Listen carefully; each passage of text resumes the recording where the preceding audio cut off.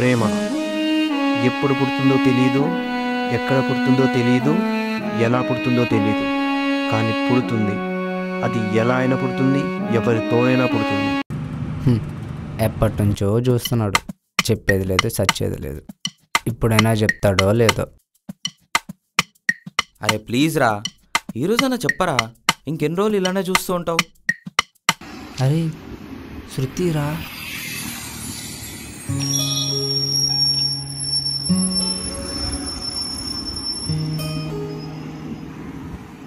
రే వీడితో ఇంకా వేస్ట్ రా. ఈ 3 years ఎలా అయితే వేస్ట్ చేసుకున్నాడో ఈ 1 year కూడా అలానే వేస్ట్ చేసుకుంటాడు.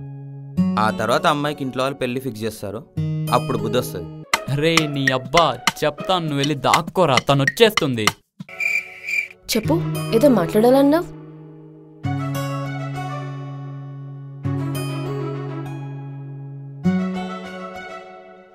ఏదో మాట్లాడాలన్నావు, పర్సనల్ అన్నావు, ఏంటి?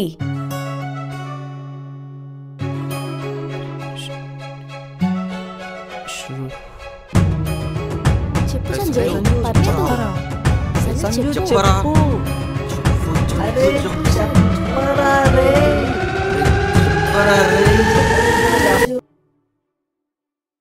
రై వెళ్దాం పదరా. వీడు ఎలాగో తనకు చెప్పడు, తను వీడికి దొరకదు. వాళ్ళ అమ్మ బాబులు తనకు పెళ్లి చేస్తే కానీ వీడికి బుద్ధి రాదు. నువ్వెవడరా చెప్పడానికి? రే సంజు, వాళ్ళ ఇంట్లో వాళ్ళు పెళ్లి చేస్తారని నీ వల్ల అయితే హెల్ప్ చేయలేదంటే దొబ్బై. ఇప్పుడు ఈ 1 monthకి 4 weeks, 4 weeksకి 4 plans చేద్దాం. నీకు ఇంకేం పని లేదా? ఎందుకని ఎప్పుడు అలా హార్ష్గా మాట్లాడుతుంటావు?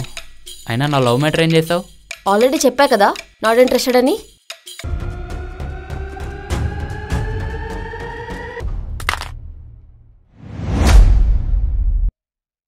ఇన్ని కష్టాలు పడి లవ్ చేయడం అవసరమారా మనకి?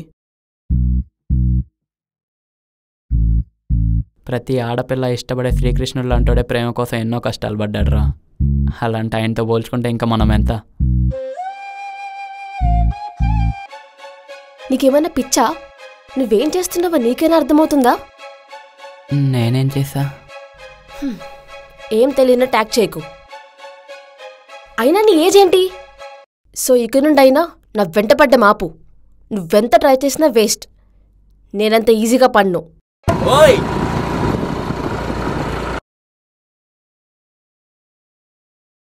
అంత ఈజీగా పడిపోయే అమ్మాయి అయితే నేనెందుకు ట్రై చేస్తా? అసలు నువ్వు నాతో మాట్లాడే విధానం చూస్తుంటే నువ్వు నన్ను లవ్ చేస్తున్నావా లేదా అసలు ఏం అర్థం కావు.